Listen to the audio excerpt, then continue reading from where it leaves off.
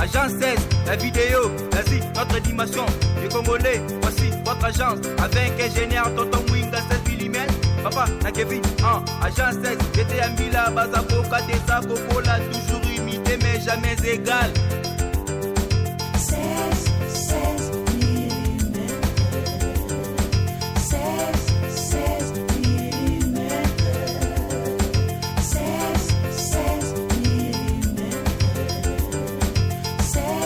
16 mm. Réalisation, clip vidéo, théâtre et cinéma, publicité, documentaire, magazine, reportage mariage, reportage d'aide et émission. 16 mm. 16 mm. Mbote na balandi ya Info16. Rendez-vous na biso eza vraiment respecté ndenge tosolola kaka ke tokutanaka chaque samedi na Info16 tolobelaka makambo ya mboka na biso Congo, pourquoi pas Afrique, tokutaka mpe ya monde entier po tolobela boyokaka ngo bandeko. Émission na biso oyo bomesana kolanda yango oyo émission tolobaka émission ya bato ya bwanya, émission ya bato ya mayele, émission ya bato oyo baza na posa ya comprendre makambo oyo oyokaka nanu te. Peut-être mama na bino, papa na bino, koko na bino abetela yo yango te, mais occasion epesameli yo na émission oyo okoyoka yango, okoyoka ba conseil ya bien, okoyoka ba idée ya bien, okocomprendre peut-être source na yo. Lelo to continuer toujours na chapitre na biso ya culture na coutume. La culture na coutume tolobaki mpe botinda ba question ebele mais na on dirait ba idée na bino ekomi na ona suka na mama coutume na culture, mais toujours biso tozanga ba idée te tozanga ba mituna te na papa to retourna papa wasambula ba mituna ebele. Semaine oyo eza semaine oyo ezalaki na makambo ebele mais na kati ya ko développer na lisolo na biso boyoka pe to retourna makambo ebele oyo ezo leka na mboka. Toke kopesa nano papa na biso mbote papa wasambula. Mbote mingi papa. Boni santé zali malamu ngolo ya zamito.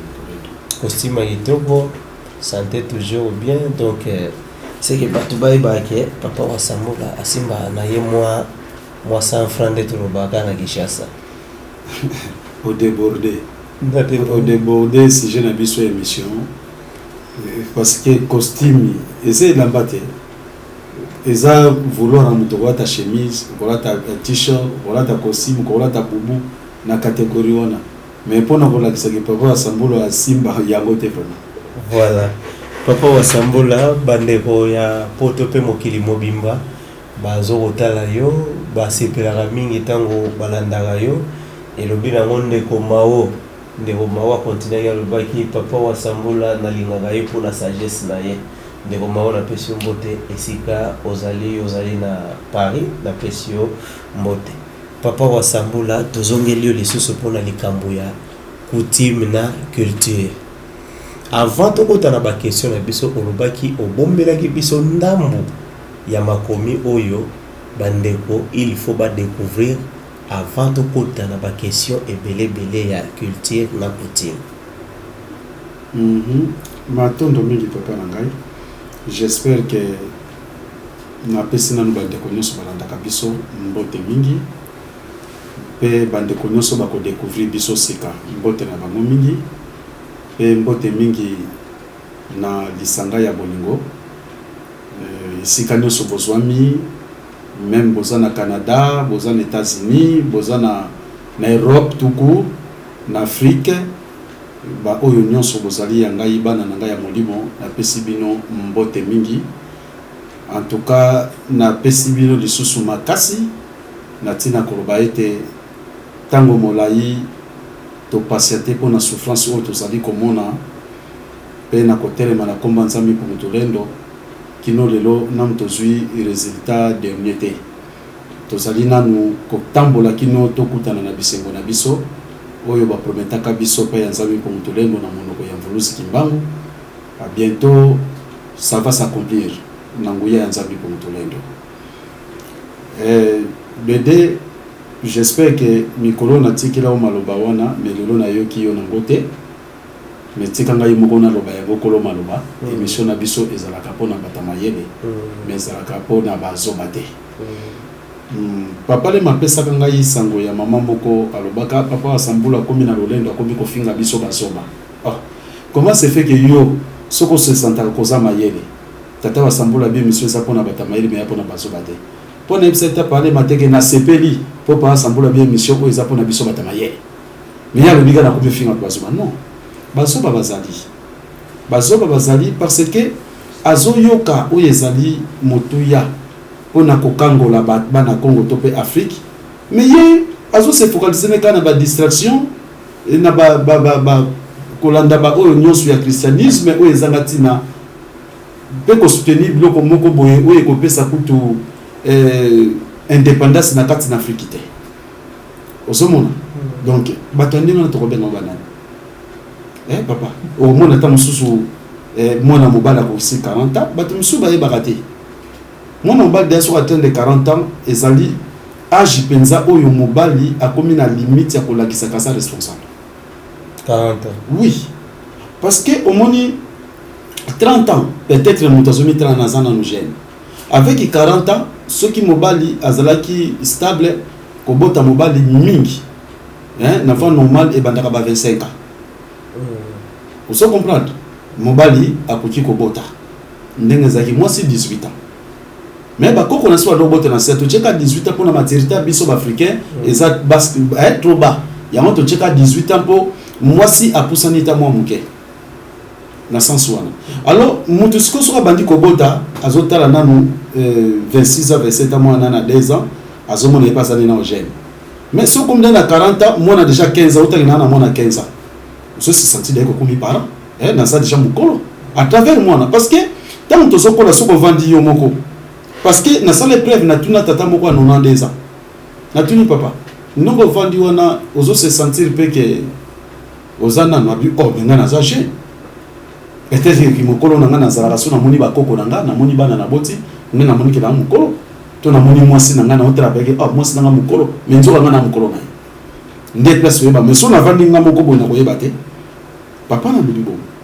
et papa mbunga kanisa âge ozaka na mutango zena ba 15 ans 20 ans nande o komisi ko yemo so vando 60 ans âge ne poussant te mona gani tozaka moko yo oso comprendre ce que le quoi yamana siko alors et loko epoussa na keza penza âge te pour moni âge oko koma 50 ans 65 ans 70 ans oko yeba no penza te et loko ekola kati na biso za maturité oso comprendre et pourquoi la peine à maturité faut ça la mutumoko osana savoir osana mais pourquoi la peine à taille non taille babi et taille ça la kamutute la taille ne fait pas l'homme ya muto solo bat mutu musoko osala mulai makasi 1m50 1m80 mais mutu ya 80 cm aleke na makanisi osomon donc la symbiose balobi que la taille ne fait pas l'homme. Vous comprenez maturité il y a monde ça la kamutu si vous mettez tout le banano déjà peu question moi du miwana na maturité na beaucoup qu'on a biso maturité on a to bano utiliser une expression ni maturité bandoko bengango mtuangangu wana dogi mutu ya mayele vous comprenez mutu asana mayele mtuangangu yangwana on a bakoko na biso mutu wa mayele yandi wana vraiment zoba de oyo pena zoba ndeto bengi ke mission na biso za bazoba te bakoko pe yeba ki ke zoba za mutu malade ya mayele azali c'est ça voilà papa wasambula po to banda siko pourquoi to ko kisana omoni mutu mayele azala ka ndenge ni mutu mayele soka moni likamoko boy kele question mutu azosala ngo azomone kazana niveau nete po yazana makoki azana nyoso ya mukili bango balingaka bamona ke baza kokoka mais taka yoki mo mutu pamba wana qualifié comme so mutu wana azoba makambo akolinga yokana nuzoba na zoba ni on même tabaye parce que so basa ndenge ni abona ngola ye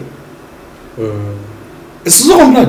On est à la nana likambo wana directement parce que na yebi sabino maman moko na France maman mususu atindeli ye message na ngai tango atali lokola yaza na bondimi mususu ya mutu moko boye abi kotindela maka papa wa sambula te kotindela ngango te eza mbala suka est-ce que papa sambula ye ya mutanzambe nzambe pa sungi ye olaka tape wa sambula ngo alandi nano alandi tango alandi bana moko atindeli maman na message maman bolimbisi na yeba kite pa sambula so makambo ya nécessaire ce qui tolandi yango ekosunga biso bolimbisi yebisa pa wasambula limbisanga mais wana déjà ya salene malamu pour oui asa reconnaissance asa pe mayele mais d'autre part mayele na ye acheki na buzo ba liboso omoni balobi l'imbécile parle d'abord et pense ensuite mais le sage pense d'abord et parle ensuite. C'est ça la différence.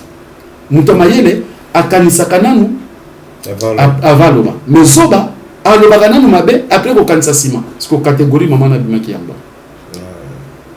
Mais comme comprenez quand même moyen de tenir rigueur. Oui, en tout cas le col a comprenez qui mais bongo te. Yango qui vérifier ce qu'on attend dire. Voilà. Mutu tango oza kolanda ye même na téléphone na yo même na télévision na yo tango so omoni mutu yoka yena. Voilà. Merci papa Wasambola to côté second na ba série il y a ba question na biso. On t'a posé ba question et belé na émission Oyo ezali Christian Misoki pardon. Christian Misoki ndé vraiment. C'est même on a posé sur la question. Oui. Après c'est comment on est chrétien. Mais tant azolanda biso, azosala ka komba chrétien. Yemuta yebi awasala la kombo nini. Mais on a utilisé na kaka Misoki. Okay. Parmi les Misoki moko a posé question. Voilà. Na kozwa ba question ngo na koramasa ngo mena yebi ndenge nini to kokende nango. Christian Misoki atuni alobi papa Wasambola. Tango tokufaka tokendaka wapi? Question wana ngamona monango kilo. Tango tokufaka tokendaka wapi? Ponga nazozo sa déjà ndambo ya réponse magemo yo mo répondre mais ngana yebike soyi tokufi tokendaka na lola ndenge ngana yebeli. Matondo mingi. J'espère que question na pe se ba posanga ngo na nzela na yokaka. Na répondango kutu moi moulaï mingi. Et tindaka biso to zo Bible et na pesaka 1 Corinthiens chapitre 15 verset 18. Donc na ndenge balobi kuna na mukanda ya Bible batu bakufi na Yesu babungi libela. 1 Corinthiens chapitre 15 verset 18. Bato bakufi kati na Yesu babungi libela. Montonio soit sa chrétien. Na zapo tuna journal limoko ya Vatican. Un nouvel ordre mondial s'établit. Na lobela presque si makabuana. Alors, mais le go là a tourné biso sous moutonona, peut-être éclaircissement. Molo là, elingi kolobanini. Lola, et yeli biso na kombo ya paradis. Lingala ba eko cha lola. Paradis wana, elingi kolakisa nini. Esika babengi jardin d'Éden, ezaki na mabele ya Ira. Mon jardin d'Éden, ezali jardin, na kati ya ville Edeni. On va bengi jardin d'Éden. Ils na kati ya ville ya Eden. Eden na kati ya Ira. Donc Eden déjà wana ezaki déjà ville te za na ville na kati ya etongama nango déjà. Etongama nango déjà. Siko na kati ya ville wana ba jardin ezaki ba ville moko ba ya banlieue. Esika wana ba na facilité ba mai ezalaki kotonga kosala ba jardin kolona bandunda. Ba nzete pe ezalaki ba fruits pe ba malala ba biloko belé ba pomme ezaki nango place wana. Donc jardin de wana ezwaki lokumu pourquoi parce que ce qu'on na kati ya jardin wana okozanga eloko koliate okozwa ndunda mo ba rivière pe zalaki okozwa mbisi okozwa pe ba fruits yango moni bakumisaki yango lokola eta moko ya bomengo ya bonheur mais zalaki endroit moko na kati ya Iran. Vous comprenez? Et épreuve est-ce que congolais soka kofi bakekundaki na Iran na jardin wana po aliaka ba fruits na saliwa. Donc terme wana. Alors chez eux le col message ba yela ba congolais ba africain ba yamba na kombo ya Israël. Donc tokoloba et pas ba juif lié na bango oyo ezali mutu soka kufi atambula kisembo akokende babenga ngo Elohim. Elohim. Donc Elohim elakisi kombo nzambe te. Ezali lieu. Vous comprenez? Soki ba juste na bango esika bakokende.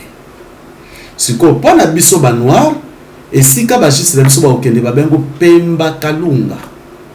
Ngai moko wasambula nazali témoin parce que na batu bazomona na bomoi pona na musala oyo babenga na mokila molibo. J'espère que na utepe ko lobango na asina émission utoleka.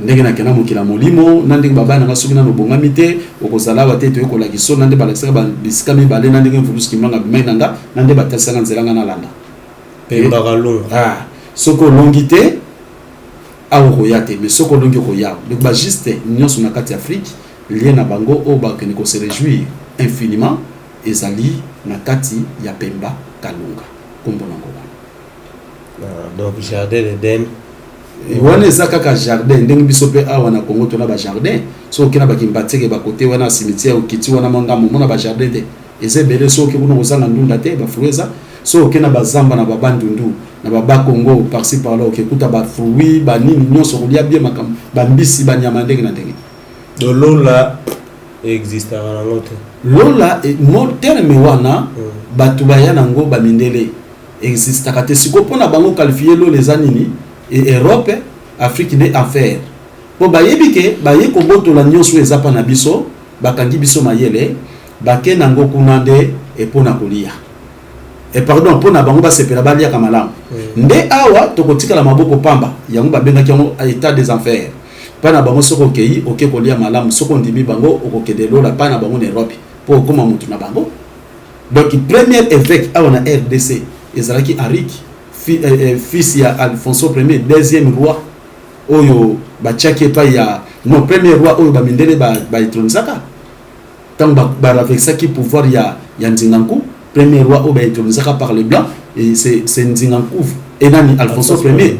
Alors moi na liboso Alfonso Ier pour na ko préparer ba kena na Portugal pour na ko enseigner christianisme pour aya côté yango pa na biso awa osomona donc Antonio donc moi na yo Arik pardon Arik ye wana mwana liboso ba meki Arik wana ba pese ko ba mindele osomona pour ba aya ko évangéliser et pas na biso na Congo osomona ndenge zalaki sikoyo ye ba meki kuna polola te tango ke kuna na Portugal ba yambi azolia ko sepela boni mindele aboni loko na mona te siko pa na biso affaire molili kureza la kate na tango wana makamno supas osomona ke kuna lumière c'est ça yango ba ya ko sabiso ko kele lola donc lola wana ezali esika o bango balobi ya bisengo biso esika passe donc et physiquement na terme penza bien donc tant to so benga déjà nini béatitude donc béatitude ezali vie moko oyo mutaso vivre bien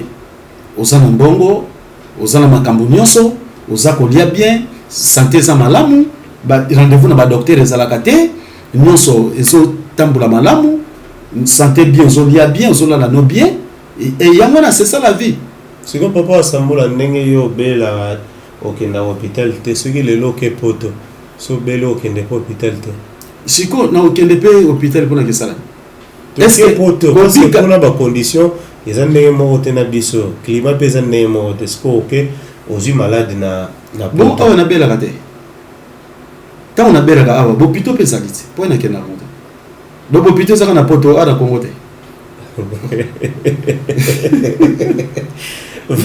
na kona na kozalaka na nzambe na nzambe pour mutolendo wana soki da komi na Yahweh et Jésus wana fona ke l'hôpital pour bango ba créer médecine parce que Yahweh c'est lui Lucifer ba créer médecine pour na batu na bango yango bien imposa ka batu nyonso ba ke da kozaki si pona ko tombola Satan siko ngana ebi kezali créer na Satan na 1247 hein parce que tant mukini sumuki nzamba tindi bambasi pona koloba ke lokwa bosuku na mukini malade mabeko ya kati na bino ko mabino lwa Satan na patindi bambasi na ye ba ange na ye pona koloba ke non na kopesa bino mayela ko sala bakisi pona ko défendre bino na malade wato na liwa wana malheureusement kana kana ngwa ko kangote osomona yango moni kisi soki na pharmacie aucun na pharmacie ko mona bacha kopo moko serpa linga serpa se présente kana diable de Satan donc ça satanique croix de Satan satanique ok yesu croix hôpital croix pharmacie croix morgue croix okufi batilo croix munene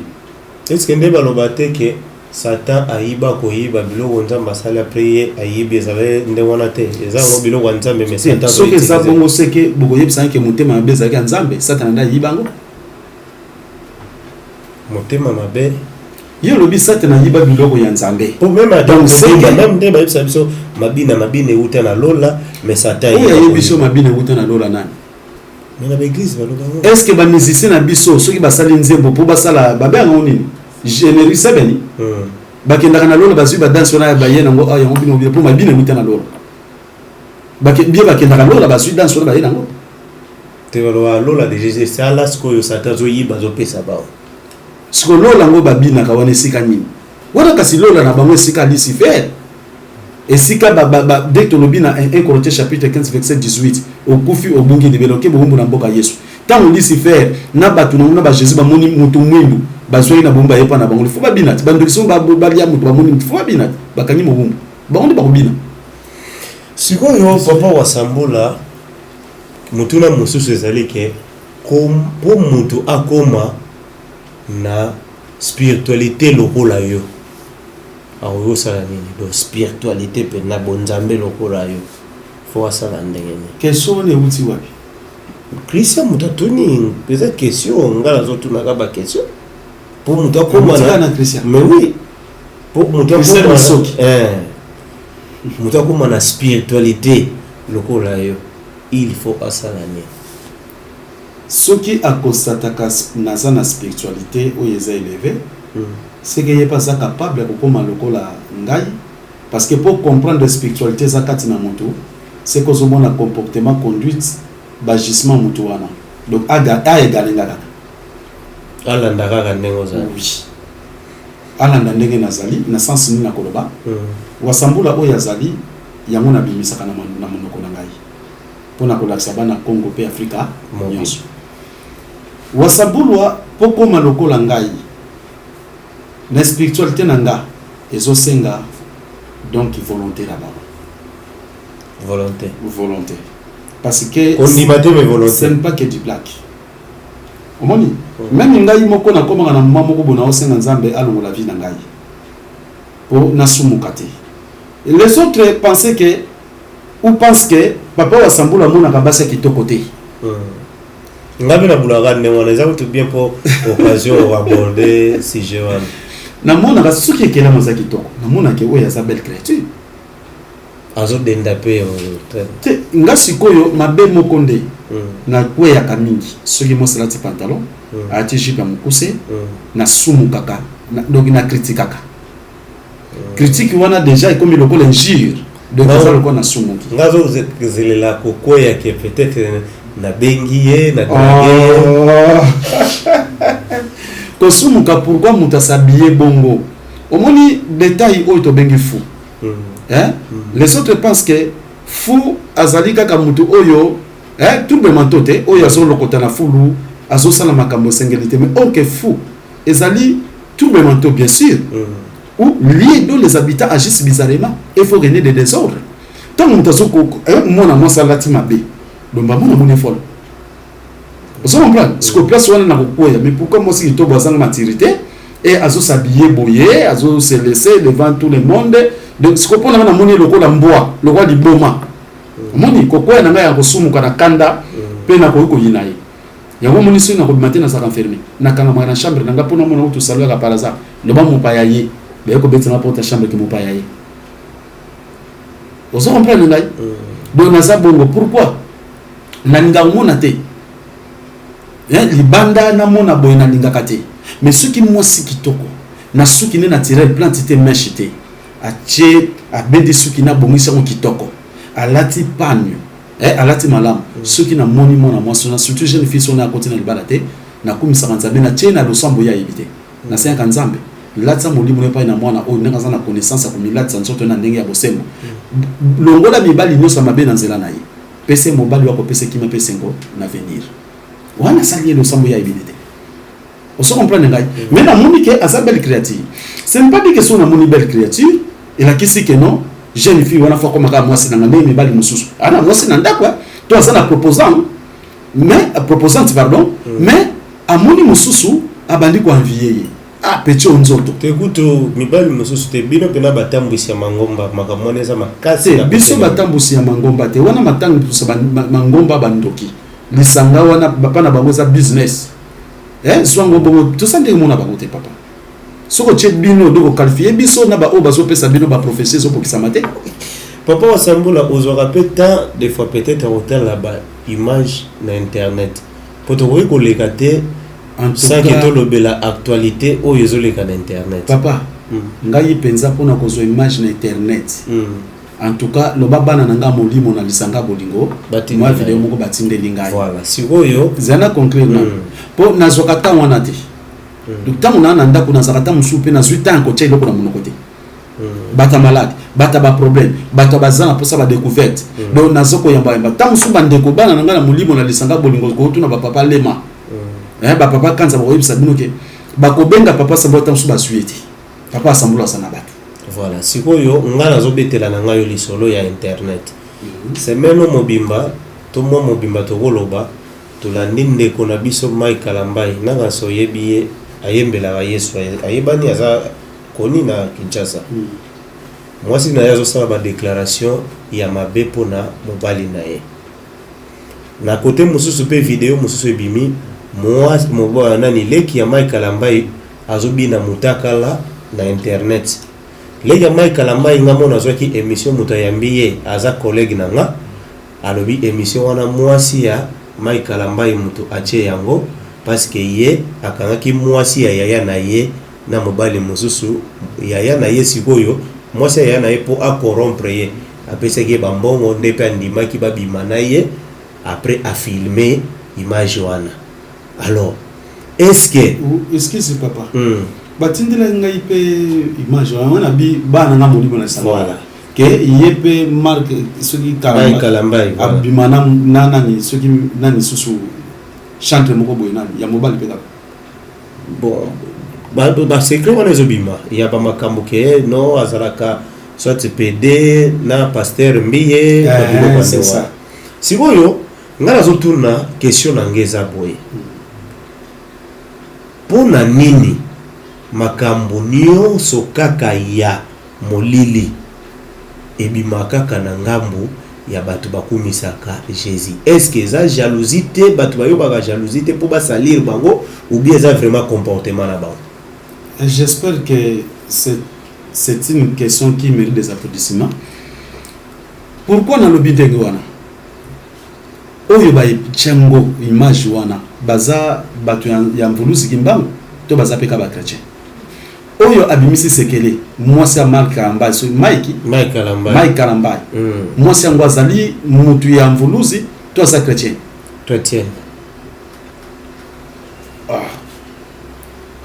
c'est ça donc ceux qui azali chrétien ceux qui bango monde bazo se dévaler entre eux soit disant que mwasi na ye donc est-ce que biso mutozo dominer na mokilito bango bazo dominer pour le monde na mokili nos actes prêchent plus que nos paroles. Lolenge na bango eza kolakisa koleka maloba pona maloba ba sali ba yembi mais en réalité yangote si qu'on parle exact yango zo kolakisa ke baza basala nzambe te osomona donc yango na bango baza basala Jésus c'est lui Lucifer ceux qui vont pratiquer biloko wana quant à moi na komona ngo normal parce que Jésus même na filme oye bien malamu baki okuta Marie Magdala aza ko sala kindumba tango so sala kindumba balingi baboma na mabanga Jésus défendaki ye alobi o kati da bino bika sala sumu tabomai azuye Marie Magdala wana akeni na sima bandi ko caresser ye tomate kokuta Marie Magdala ye wana mwasi babotine mwana na bango yude mais papa Jésus ya Israël babetra bino solo asana mwana j'espère que je ferai tout pour na semaine prochaine toute image Jésus bota oui so côté à internet au beta kaka le tombeau de Jésus nde ba découvert que pas ba français ba kana sala musala na kati ya ba juif nde ba découvrir que cercueil à Jésus. Tant que Jésus dans 3 jours à sécuit. Non, c'était quoi? Bapôtre na ye. Tant ba ke kokunda Jésus. Bapôtre ba ke koyiba cercueil na butu, ba ke na ngona cimetière familial. Ce que tant banani ba ye wana ba Rome ba ye wana batali cercueil ezate ba kosi bango ke Yesu asekwa mati likolo. Siko seko ka ndeka la ka ba Pierre mukonya ko so ba Pierre kuna tala na pa force de ba nyoko li bango na ba Jean. Jean ba livrer pa ba dinosaure ba lié pa ba dinosaure. Yalla ba ko so bago baza wapi. Et banda ba kenda ti lelo. Est-ce que ça monde? Donc pour nous comprendre que Yesu asalango. Moi si anduma Marie Magdala ye wana femme babotani moi na combien de Jude. Beaucoup tata internet bo beta le tombeau de Jésus. Beaucoup découvrir bolanda film on a moulai. Ceux qui va découvrir te ngai na koya nango mais ebité ceux qui pour na tinda ki ba DVD mususu kuna na France na ebité ceux qui kendaki na kata DVD wana ceux qui pesa kuna na koyebisa papa kanza vérifier malamu soko ezali po aso musalanga image wana pour na chango na nini oyo. Le tombeau de Jésus batu baïbi Jésus musala ne yangwana osomona c'est ça omoni ba pape na sana ba photo tant na okena ndaku na kotindiro ba photo wana oko chango pe na 4 émissions bango na ba pape entre et ba pape bazoko sala ba tirlang ba be bazoko lesa na minoko ba pape ba lesa na minoko parce que lui le pape n'est pas seulement représentant de Jésus mais il est Jésus caché sous le voile de la chair. Donc il y a mutation présenter Jésus yewana nde mutu oyo azali mutu parce que Jésus natangi saka totanga na mukolo mususu wana Jésus oyo ya munene ya majuscule Jésus de Rome oyo ya minuscule babengi petit Jésus. C'est ça la différence papa nangai. Donc ceux qui le longa na moni musicien chrétien soit il pasteur soit il prophète o ache moi si zemi wa bina mo sabato libala ngana ko finga yete ngana yebi kenzela na bango yango wana. Donc ça là oyo ezali pona bango esengi bazala nango yango wana. Donc bizaleli ya musala yango nde yango owana. Papa imagine que na quartier to sali basi basa ko bota o ka mwasi wana kena ko bota kufi mwasi wana kena ko bota basali césarienne mwasi wana utakenda ko bota o boye akufi na mwana na ba église pasteur pa ye na église wana aye kotea mengai mwana mwasi moko basali bato Équateur soi-disant avant moi aye banga abota bana mi bana césarienne bana ngo bakufa ye pesa ki cas grave aye ko bota mwana misatu na césarienne aye ko bota mwana mine na césarienne ba docteur ba pegisi mosa ko bota souté 4 mbeli moyete. Alors maman wana tanga yoki matea na ngai aye bisi mo bande na landi papa asambulwa ngana moto yeko banda ko sambela na papa asambulwa maman na ya bandi ko sambela na biso oyoki déjà que bana ni sous 4 ba césarienne et aye ko sosiko zemi mususu maman na akotida pa na biso papa imagine que maman na ko hôpital na tongo pasi ko bota ba comité ba 13h zo bota te ba famille na mo ba ko mofina ngani to pekisa ka église wana ba dato ntisko zo bota te ake kuna papa samula ba kumisa bazali ko cholanga ponde ko na bango ake na maboti te ba docteur ba bika na ye abota kana se photo sale césarienne ba famille moni ba église ko kendaka ya ko boya Yesu osoke ne kondima kimbago wana tan basalo césarienne mais tant basala ki chrétien azoke na réveil basali ngo 4 fois. Alors tant le message comme na matoyi nanga ngana bi nzambi mpungu yo telemisa kinga pona bikisa bana Congo pena la kusazela convaincre nga ko sana nga elongo maman na basala ki ba césarienne po yeba ki yo nzambe ya solote azalaki na nzambe oyo ya lokuta ba numera biso wuta bakoko na biso mais lelo soki na maboko na yo nzambe mpungu nga yo telemisa nga na bikisa bana Congo na la kusazela na lingi osala likambo moko na nsoto mama wana abota pona kotandisa famille na yeke alandi nzela solo mama wana tango ba pasule mbeli ayebisi docteur na benga na papa asambulu ye mutal ba kibo pasulanga tanga bengi nga papa asambulu wana nga nazokata lo sambu na su téléphone alors nabi mama ko banga to ko bota mona turo ba ko pasula ngote mbala moko mama na sa téléphone toi ndena lobine bongo abati ko baka docteur bolimbisi na terme na kosumba docteur non babo na bandi ko pousa muto amone bimi docteur on a tuni il faut na ba wa sambola wana azan zambe to za mutu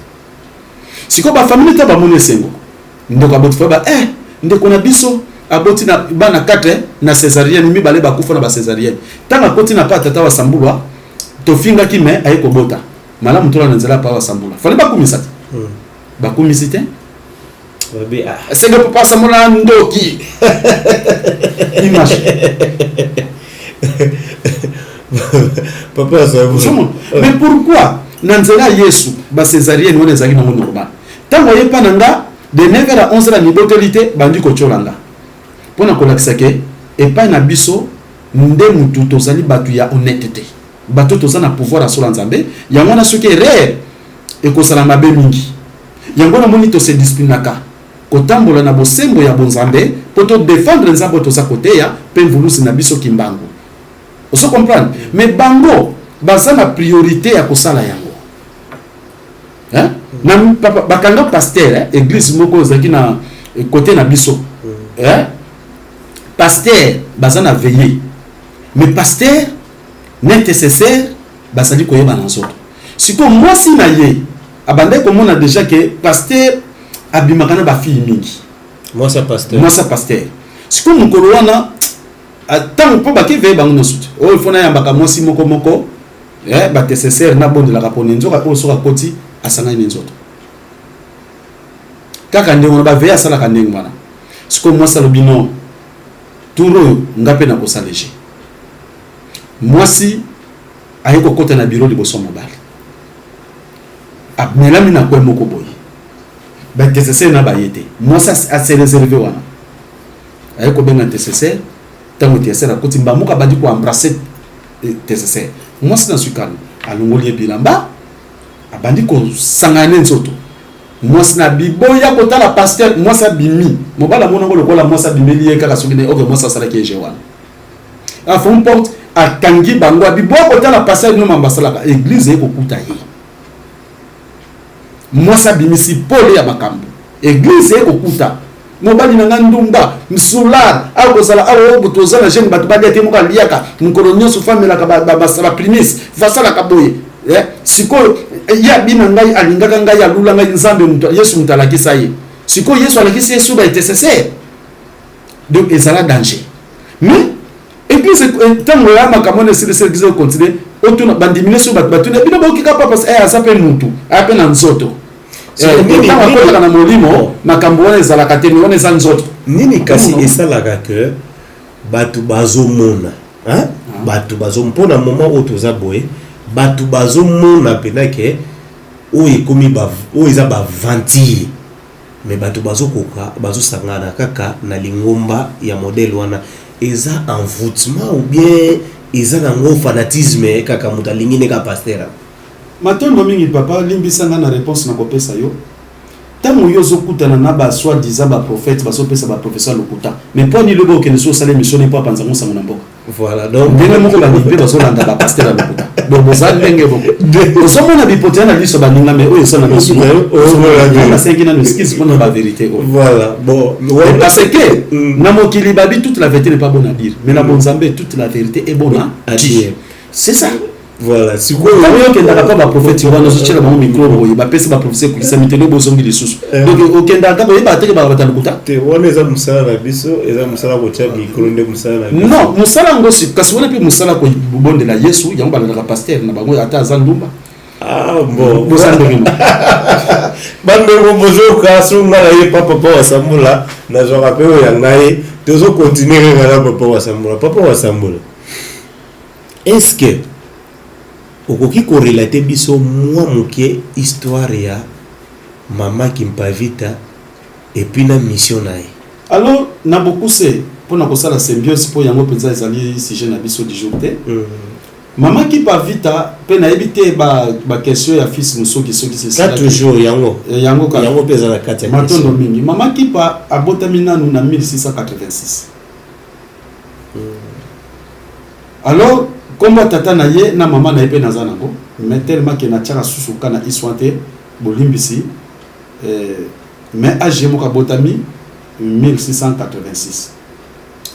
Maman Kipa Vita tango abotami na 1686 azalaki kaka mwana lokola mwana nyonso. Azala pe chrétien. Azoki ne pe kosambela na ba Yesu titi po christianisme koti awe vandi penza bien na 1491. Mais ya botami na 1686. Abande kosambela pe Yesu. Mais alors tango Maman Kipa Vita azali na ba l'âge de 16 ans wana na ndenge ka ba vie ya village azoka peseni aye kobota pe mwana sikotana kobota mwana kombo apesaka mwana wana asoki mwana ndoto kombo monani Kembo dia Nzenza.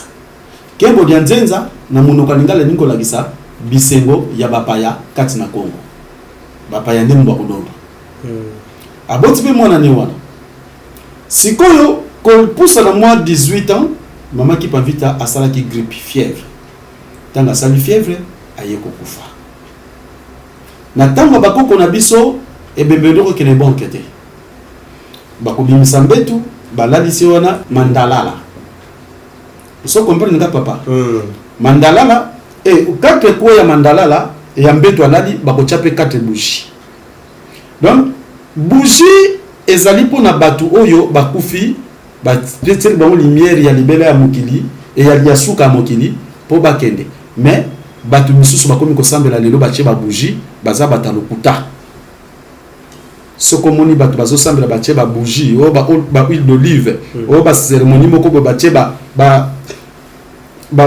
insigne ya ndenge na ndenge baza batalokuta vous comprendre alors Maman Kipa tango akufi badoko lela ebebe 3 jours 2 jours 3e jour bake kokunda ye soki mwana moki bando kunda fa midi soki mukolo après midi tellement que Maman Kipa zaki déjà bakolo 18 ans déjà ki mukolo donc ebembene fallait kundama 3e jour après midi nde e ko arrivé kuna Maman Kipa Vita sika kenena mokila molimo pemba kalungu ngana bisino place ngape na kendaka pona bana misala oyo kuna nde ba yebisi ke no ponga pe na kendaka bo okufi na mama na kasana ki moweti nde Maman Kipa Vita tanga ke kuna directement ba koko na biso ba kulu Vitankanga ba kulu Pansuzinga ba kulu Tsaku ba kulu Bola Mwanda bakutani ne kuna na mokila molimo ba ebisie koyano awa ezalaki tango note biso mto forcer mobembo oyo oya pototaliso biso mtako talisa okombo ya mwana oyo botaki wana Kembo dia Nzenza donc bapayo bakoti mboka lelo ezotambola bisengo ya bapaya pe baza ko préparer soki message to kopesa bana Kongo bakoyoka ngote boyebake Afrique Congo bisengo boye bomengo ekokoma ya bapaya bakoreni nango pe bande ko boma bango lokola basoso bakokoma lokola ba machine na bango yango wana to bengi yo awa pona kotal so réalité po yo ozonga okende kolakisa bana ya Congo pe sango tambola filmba na bapelo oyo bapelo ando ba catholique ba missionnaire ba kota ikati na biso omoni tina nango Maman Kipa boyaki abi mboka kitoko boy ngana zonga lisusu kuna ekobanda ndenge nini na kozonga kate soki mkolomoko bango balobi awa nanu yo salite oza muto fanda bate po soko le boti kala yebeke kuna bazolela yo awa tokobenga no okende sika ya pasi parce que lelo yo zana ngomba ba mpelo donc ya ba missionnaire ba catholique le oza muto awa te tuto la kiso soko to si mission na yo awa kozonga ko sala malamu alors 3e jour wana Maman Kipa aye ko sekwa na cercueil tanga aye ko sekwa nde e ko arriver akomi lokola mutu moko arrogante mama wana abandi koteya sikoyo bamindele bamoni abandi ko bimisa ba vérité ya Maria ke mama na bayene bikeko mibale bayena ngo moko mobali moko ya mwasi balobi ko ya mwasi mama oya mwana nzambe to pe mwana nzambe bazali biloko oyo bamindele basali bango moko bino bokoki kokuma mila bikeko te parce que nzela oya kokuma mila bikeko ekomema Congo pe Afrika na kati na boloko tokokoma bawumbu na bango na mosuni pe na molimo pe bomengo na biso tokoyeba tokosalela ngo te bapesi biso ya mabele na likolo ya mabele bango nde bakozwa bakosalela yango bebanda koboma biso kosala boye botika kogumamela bikeko wana o boyokaka satana nde babimisi biso na image parce que Maria oyo bayela biso ya photo photo wana c'est Lucifer dame d'affaires parce que Lucifer akamwasi akamobali te oui Lucifer azalaka ti babengaka Dieu basalaka bongo mpe concordé na sigle DIEU, Domination internationale de l'Europe unie. Pourquoi? Mais normalement, ça DS. Parce que Dieu n'a fait une DS. Comment se fait que Dieu, soit qui combat le Père Tout-Puissant, et ça n'a pas et ça n'a masque les personnes féminines. DS. Comment expliquer? Est-ce que vous comprenez? Donc Maria, c'est lui le Lucifer. On va présenter ce comme Maria. Il y a un Lucifer, photo na bomonaka. Vous comprenez? Il y a un Lucifer. Oh, mwana na ye Jésus. Maman qui pa abimisi sekere nyonso wana. Bolanda te deba mindele ba munke non. Muto na ba diko bimisa sekere projet biso to yenango awa ya ko dominer sur bango ko sur passer sur bango et ko kisamate. Il faut to arrêter maman wana to bomai. Tant ba arrêter ye pour ba bomé maman qui pa vite bo bomanga. Na ko songa place na utina mokina molimo. Bino boyena bilamba ya pembe milai na ba buku mena minduki. Bozako boma, bozako violer, bozako sala nini na bike ko na bino boye na ngo ya satana. Bi ngana ko talisa solo balobi yo to pesi yo ultimatum. Tika makambu wana ou bien to ko boma yo. Le gozala ki na miso abatu mo ba bomeza te po e ko sala bango soni ke baza babomi ndenge maki pa vita solo ba. Batiki. Alors bango siko bandi ko publier bolanda mama oyote ndenga kufa ki wana tanga la muki mutu neza sobiete la bengi fumaria de fumaria na babaki na portugais pour baki na kata Portugal donc abeli liboma fol liboma mutu liboma ndezolo bandenge wana zo finga nzambe na ye azo finga mobikisi eza liboma les autres ba croyaient ki babiki oui c'est kazu liboma ko ba Jésus boye à cause c'est no ba ndeta ba kota ki baki na ndenga jeter basa ko pesa ba cadeau ba biscuit ba bombo oyo ba mbatu mwindu ba monate basala biso ngo peta to reva mi pona ko kosa batu ke baza batu ya malam alors ya su liboma nde ko arriver que mama qui passe continue na message ndenga za ko continue na message ba mindele ba bino to ya batu musu ba komi continue ba okene pela église dimanche batu basati ya muke siko ba mindele ba komi ko sala boy soki dimanche ke église te ba bi ko ke bilanga ba ko lana bilamba na bilanga pardon ba timu libulu ba bomio ba kundiyo siko tangu bana ba kozela papa na mama na ndako baya ba kendeki bilanga ba yete ba sango ba ke dimanche eza mokolo ya mosantu oyo nyonso ke bilanga alimwe akekota na kata sanza donc pona ko bangisa bakoko na biso ba kende su bilanga te mokolo wana po ba kende ko kumisaka Sunday Satan le dieu soleil. Et na kamo lelo bande ko musuba semble nzambi pour entrer ba oketa la boy. Est-ce que nzambi pour ça dieu soleil? Likamba ko kam. Alors et ko arriver que ba mindele ba komi na suka. Ba bike muto yo il faut to éliminer pour que les questions to so boma. Mais so sala ke batu mususu pe ba zongeli ko kota samba dimanche. Pour biso journée sacrée ça ka mercredi. Ozomono, siko bango beko kosa biso mercredi amu kola bondoki, dimanche ba ke kumisa nzambe na bango. Ba o baso bon baso kosa ke po dimanche akendaki bilanga yangwana alimwe. Nzoka bango baso ke ndeko boma, baso ke ndeko kunda. Ti ba mission na baso sala maki ba vite pe azo révéler yango kaka. Baso boma batu, baso kosa bato ba ke na sanza, non baso ko boma batu.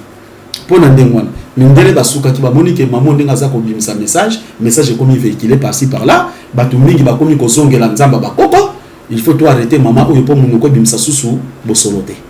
Ndé yangwana basoki mokano, c'était le 2 juillet 1706, maman qui p'invita elle aura dimanche pe, journée na bango. Ndé ba bomaka maman qui p'invita, ba tchena kata libulu, ba beti ba tchena libulu na mwana. Et ba tche sens batubi. En plein air. En plein air.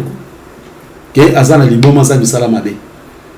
Car quoi pour na banani, ba pasteur ou ba tcheki ba évêque, banani ba be na bango, ou ya biso ya ba congolais. Ndé bango batisa ki bango basu na ndenge moko. En plein air était devant et les missionnaires. Ndé ba bomaki bo. C'est ça, c'est la symbiose. Oui, exactement. Koyoka lisolo wana ya mama qui pavita po ebele pe tokoli lisolo na ye toyeba ngo pena bien te kombo kenda makasi mais lisolo na ye vraiment yeba na pena bien te. Papa Sambula olobeli journée ya mercredi. Mercredi wana pe eza biso to komisi yango mercredi mukolo na biso ya losambo ou bien mundelende mutalakisi biso ke journée oyo kombo nango eza mercredi. Matondo mingi. Soki na utiliser na langue française pour na koloba mot mercredi pour na bande nyonso bazolanda biso par-ci par-là ba comprendre jour yango. Pour soto lobaki na ndenge bakoko na biso bazobengela bana na ngani nyonso molimo kitwa dikaba solwa lisanga bolingo bakoyeba. Mais les autres au bazana libanda lisanga bolingo moyeba yeba ezate. Ozomona ya on a utilisé tellement na mercredi. Tant on sotanga déjà mercredi zo benga derrière des mots mercure. Aza Demo. Ozomona moni na calendrier otozo ça la papa na ngai ezali calendrier romain. Bakoko na biso bayeba kyango te. Vous comprenez? J'espère que na mikolo uto le Canada décembre na pesa kyango. Pesa kyango. OK. Ya moto so muzindo te. Donc ti to so benga lundi. Ezali tango ki lune wana eza kombo ya demo. Mais basoko sa biso sanza. Biso na bakoko na biso sanza ba benga ngonda.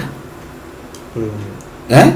Mais bango ba na kombo ya lune. Autant on s'entend aussi ko benga ngondo benga lune directement so benga puissance ya demo wana. Tant on s'entend mardi directement so benga demo auto bengi mars. Tant on so benga mercredi, on so benga demo to bengi mercure.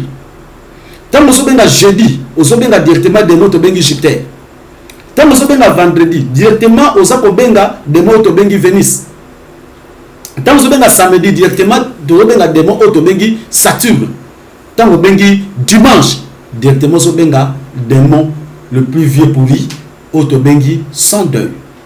Le dieu soleil en français. Mais ce qu'on peut pas assembler là, si les lots malgré révélé biso, mais tu os utilisé kaka toujours ba lundi, mardi, mercredi, jeudi, ti ba samedi, ti ba dimanche. Nous avons noté que jusque là, biso ba africain to ko ça la calendrier na biso te, tant que to kozaka na calendrier wana, moté to ba lokumisa ka ba démon. Donc, ko ça la calendrier c'est trop dit. Pour calendrier zali mais bokonzi o ezo gouverner Afrique eza bokonzi ya ba missionnaire ya ba franc-maçon ya Rose Croix oyo baza kolinga te kozongisa bobiso baza kosala toujours ba mindele parce que baza dirigé par le blanc ba bengi ba marionnette ya ba mindele oso comprendre sina nango siko biso loko tozali na bokonzi te pouvoir te politique tozana nguya ya ko instaurer calendrier na biso te. Est-ce que ça comprend? Parce que pouvoir, nous qui même tellement que pouvoir avec une maboko na été à politique, au moment que azala qui arrêté, au moment que la kota ka prison. Est-ce que ça comprend ndai? Donc ba konzo baso ya moment tozo zela ngonga ya roi divin na biso et ko kisama yebta ko restaurer makam nyonso wana. Ça comprend? Ya mwa lesko tida na yango. Même tout parmi tous les bateaux bazobima awana obauti ko Kimbangiste bauti ko tunzena ni roi divin ba créer les soso. Oh papa bande kono so Europe ba yebia na bazana Amérique ba yebiengo ba bien c'est roi divin et c'est ça donc on se comprend nous on a pona nini le pona tozo ko mapembeni ya bilaka na biso bango ligi ba aveugle biso pona toza distrait to ko manesika tozo kendete on comprend ngai. C'est ça. Donc, biso banda bakoko na biso, en Afrique, tozalaki na calendrier à 4 jours. 7 jours, nous pour na totaliser les 7 démons. Vous comprenez? Donc, biso to na calendrier à 4 jours. Premier jour de la semaine n'est pas na biso ezalaki tsona. Deuxième jour de la semaine n'est pas na biso ezalaki kenge. Troisième jour de la semaine na biso ezalaki kando. Quatrième jour de la semaine konso. Donc, konso est dernier jour de la semaine. Donc, dès que tu as la bosse, tu as commis mercredi. Normalement, ce que tu as dit, calendrier sera le dernier jour de la semaine. So, bantsona bakon kanzu nyosona eza bazabana. Et bah, calendrier te mikolo. Dès que tu as lundi, bana biso to kotanga la ndenge wana.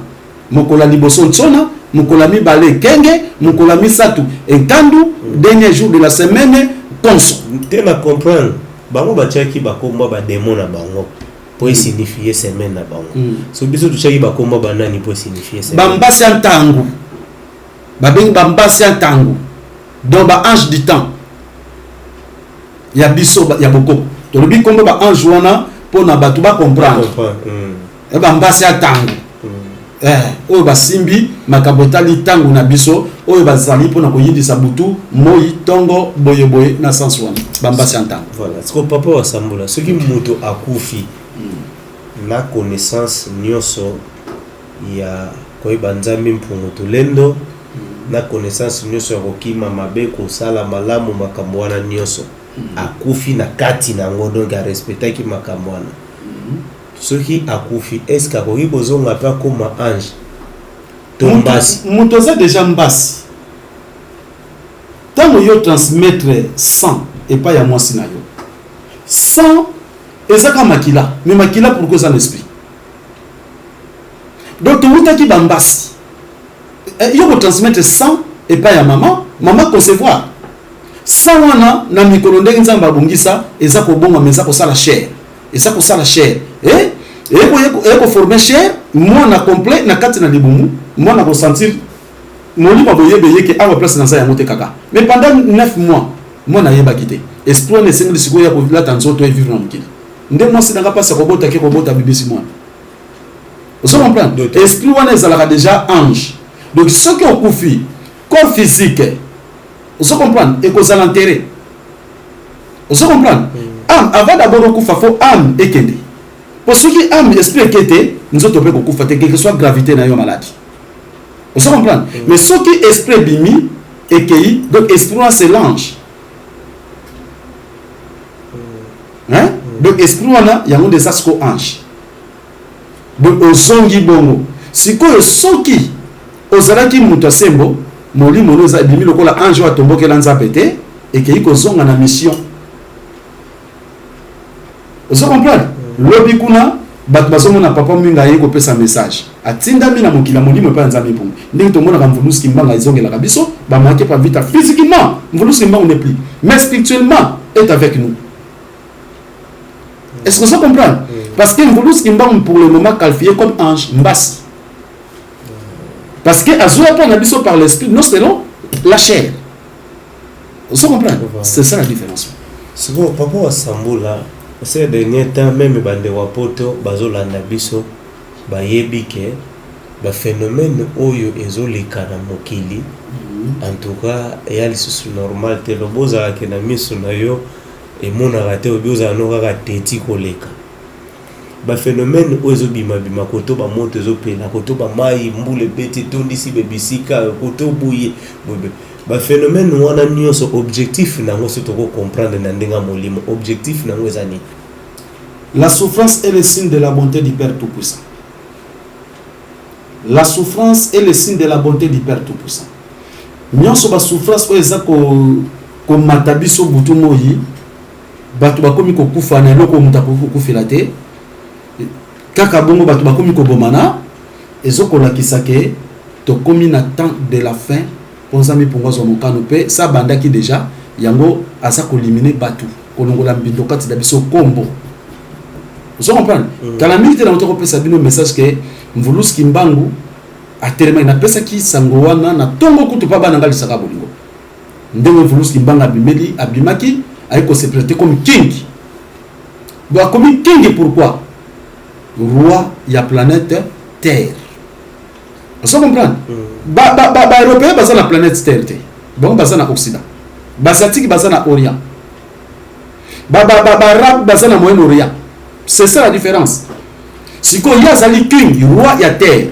Pourquoi ba comme na King? Parce que tu reconnais ba pays mususu ba Cameroun ba pays anglais, Rwanda ba anglais. Donc il y a Azali pour na biso nyonso na kati Afrique.